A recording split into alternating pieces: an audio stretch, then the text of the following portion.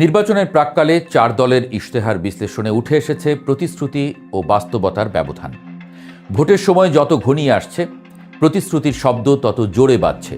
ত্রয়োদশ জাতীয় সংসদ নির্বাচন সামনে, আর ঠিক এই সময়েই একের পর এক দল হাজির হচ্ছে ইশতেহার নিয়ে।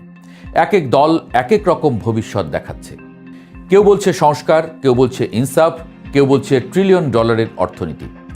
কাগজে স্বপ্ন, মুখে আশ্বাস, আর মঞ্চে বড় বড় বুলি।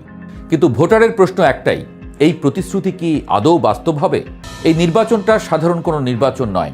ক্ষমতায় নেই দীর্ঘদিন ক্ষমতা আগলে রাখা আওয়ামী লীগ।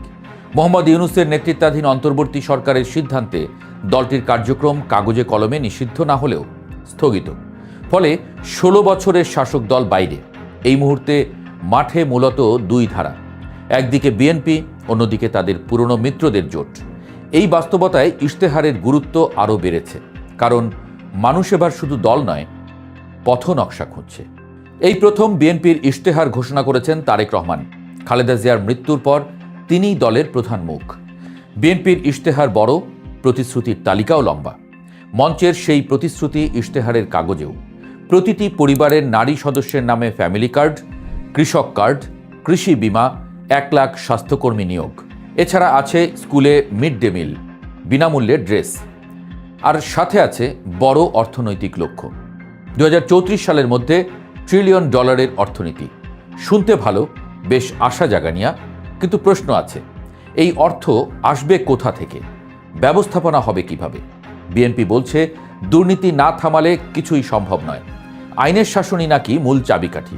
তবে দুর্নীতি কিভাবে রোধ করবেন তা উল্লেখ ছিল না ইশতেহারে।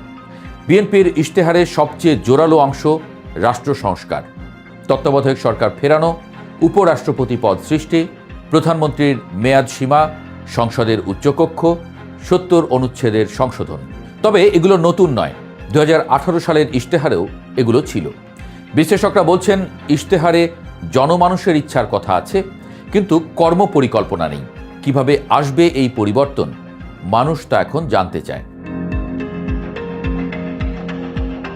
2008 সালের পর আবার ইশতেহার দিল জামায়াতে ইসলামী। তবে এইবার দলটির ভাষা আলাদা। তাদের মূল শব্দ ইনসাফ। তারা দুর্নীতি ও চাঁদাবাজি মুক্ত রাষ্ট্র গড়তে বদ্ধপরিকর।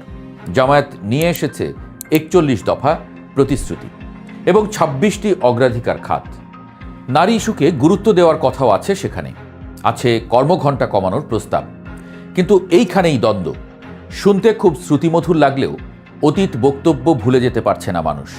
টিআইবি নির্বাহী পরিচালক ইফতেখারুজ্জামান বলছেন, জামায়াত সহ ধর্মভিত্তিক দলগুলো নারী ইস্যুতে ইশতেহারে যা বলেছে তা কতটা বিশ্বাস করে, সেই প্রশ্ন আছে তাদের অতীত বক্তব্য এবং অবস্থানের কারণেই।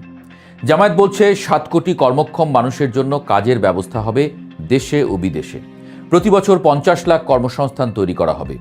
কিন্তু এখানে কাঠামো স্পষ্ট নয়। কারা যাবে বিদেশে, কোন খাতে কাজ হবে, প্রশিক্ষণ দেবে কে? এই প্রশ্নগুলোর উত্তর নেই। এবার আসি তরুণদের রাজনৈতিক দল এনসিপির ইশতেহারে। জুলাই গণ অভ্যুত্থান থেকে উঠে আসা দল এনসিপি। তাদের ইশতেহারে ছিল তরুণদের ভাষা, তরুণদের দাবি। 36 দফা ইশতেহারে ছিল ভোটাধিকার 16 বছরে নিয়ে আসা, বছরে 1 কোটি কর্মসংস্থান। দুর্নীতি আর চাঁদাবাজি বন্ধ, এসব উঠে এসেছে। এছাড়া বিশ্ববিদ্যালয়ে ইন্টার্নশিপ বাধ্যতামূলক করা ও মেধাবীদের দেশে ফেরানোর পদক্ষেপের কথা তুলে ধরেছেন।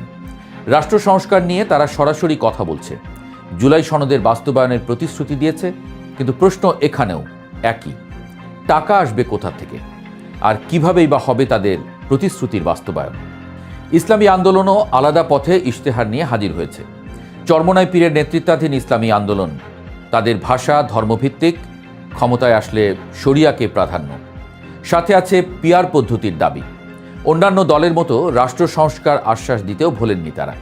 তারা বড় তালিকা দিয়েছে, কিন্তু ভোটারদের বড় অংশ এখনও দ্বিধায়। বাংলাদেশে নির্বাচনের আগে ইশতেহার ঘোষণার সংস্কৃতি যেমন আছে, তেমনি নির্বাচনের পর দলগুলোর আর সেই ইশতেহার অনুযায়ী কাজ না করার চর্চাও আছে। এবারেও সব দলের ইশতেহারেই অনেক চমকপ্রদ কথা আছে। নতুন ও পুরনো অনেক প্রতিশ্রুতির সমাহার আছে। কিন্তু সেগুলো কিভাবে বাস্তবায়ন হবে, অর্থের সংস্থান কোথা থেকে হবে, এগুলো বাস্তবায়নের জন্য সততা ও দক্ষতা আছে কিনা, এসব প্রশ্ন তোলা যায়। কিন্তু বাস্তবায়নের রোডম্যাপ নেই।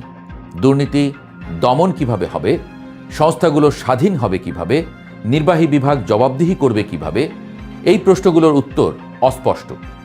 এই নির্বাচনে ইশতেহার শুধু কাগজ নয়, এটা বিশ্বাসের দলিল।